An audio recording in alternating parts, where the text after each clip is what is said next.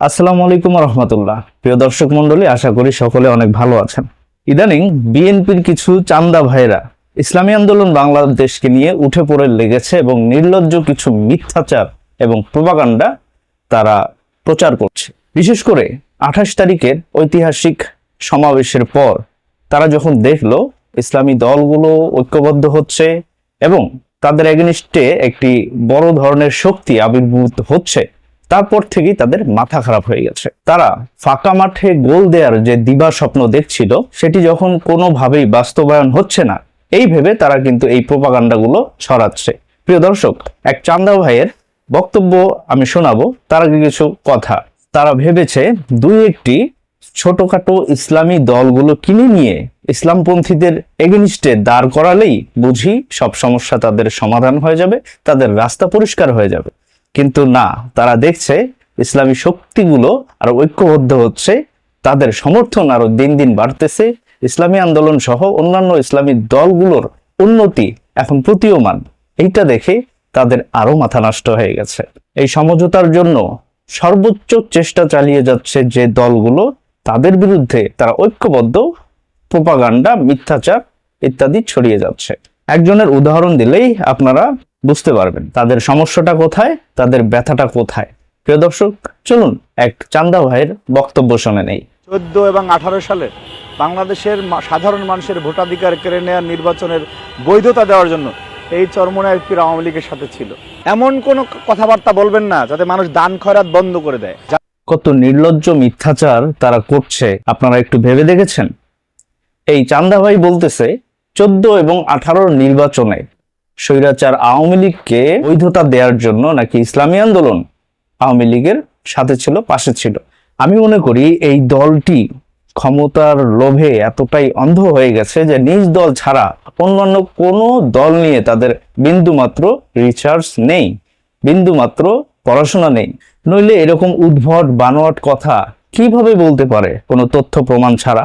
এবার আসেন আপনাদের প্রমাণ দিই। স্বৈরাচার হাসিনার যে প্রথম নির্বাচনটি, অবৈধ নির্বাচনটি সংগঠিত হয় 14তে, সেই নির্বাচনে কারা অংশগ্রহণ করেছিল?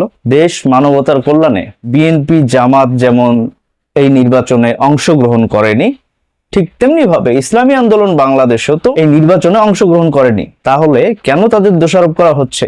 ইসলামী আন্দোলনের উচিত ছিল না তাদের বক্তব্য অনুসারে 14 নির্বাচনে অংশগ্রহণ করা? তারা কেউ অংশগ্রহণ করেছে? এই ব্লেমটা যে দিচ্ছে, এটা কতটুকু যুক্তিসঙ্গত হচ্ছে আপনারা কমেন্ট করে জানাবেন। তাদের এই বক্তব্যগুলো শুধুমাত্র বিভ্রান্ত ছড়ানো ছাড়া আর কিছু নয়। তারা নিজেরাও জানে যে ইসলামী আন্দোলন বাংলাদেশ কোন কোন নির্বাচনগুলোতে অংশগ্রহণ করেছে আর করে নাই।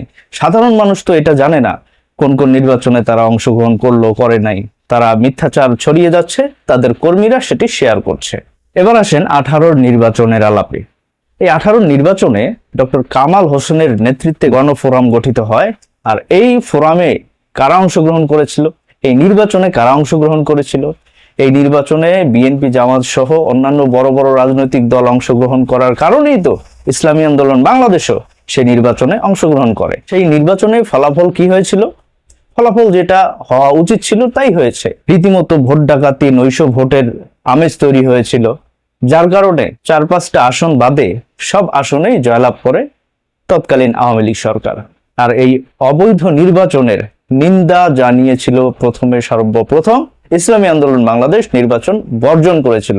অথচ বিএনপি তাদের জয়ী প্রার্থীদের পার্লামেন্টে পাঠিয়েছিল।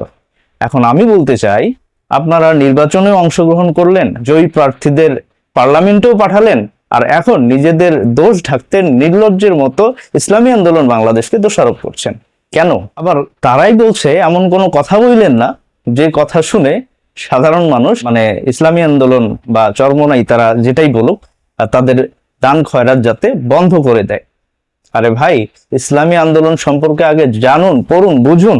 লজ্জা থাকা দরকার এই ধরনের মন্তব্য করতে। কারণ ইসলামী আন্দোলন বাংলাদেশ চাঁদার টাকায় চলে না। ইসলামী আন্দোলন বাংলাদেশ টেম্পু স্ট্যান্ডে চাঁদাবাজি, সন্ত্রাস করে তাদের সংগঠন চালায় না। তাদের সংগঠন চলে প্রত্যেকটা নেতাকর্মীর কষ্টার্জিত ঘামের টাকায়। তাই ইসলামী আন্দোলনকে নিয়ে বাজে মন্তব্য করার আগে বুঝে শুনে জেনে মন্তব্য করার অনুরোধ রইল। প্রিয় দর্শক মন্ডলী, ভিডিওটি বেশি করে শেয়ার করুন। ভালো থাকুন, সুস্থ থাকুন। দেখা হচ্ছে আগামী ভিডিওতে। আসসালামু আলাইকুম ওয়া রাহমাতুল্লাহি ওয়া বারাকাতুহু।